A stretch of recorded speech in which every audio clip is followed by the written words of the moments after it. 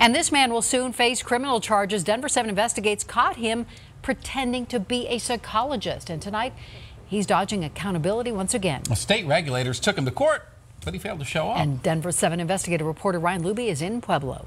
And good evening to you from Pueblo. We are outside of that fake psychologist office, which you can see has abruptly shut down. The lettering peeled off the window here. Patients wondering what happened. Remember, we went undercover here to prove that he was practicing psychology and counseling illegally. And state regulators took notice in a way that they had not done before. So you have like the state certification or whatever? Okay. Mr. Flint? Yes. We work for Channel 7 up in Denver. Yes, sir. And I'm curious to know if you're licensed to practice psychology in this state. We don't have this is a church in here. You've been issued 3 cease and desist orders from this state Yes, not sir. to do this. Why are We're you not doing this. What are you doing then? I'm doing a church in here. You said you're a clinical psychologist, sir.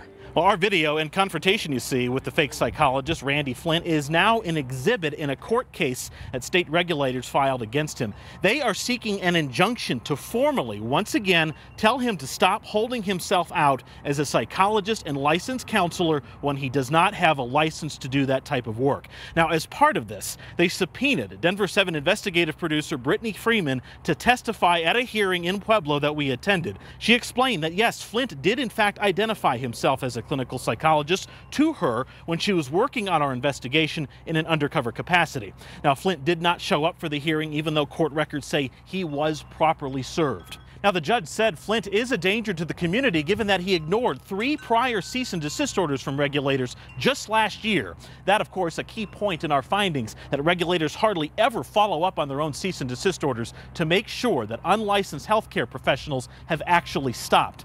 As for Randy Flint, he'll have one more opportunity to respond to the court in the next month. In Pueblo, I'm Ryan Luby, Denver7 Investigates. And the Pueblo Police Department told us today they filed an arrest warrant for Randy Flint, and the DA's office in Pueblo said it plans to file criminal charges and soon.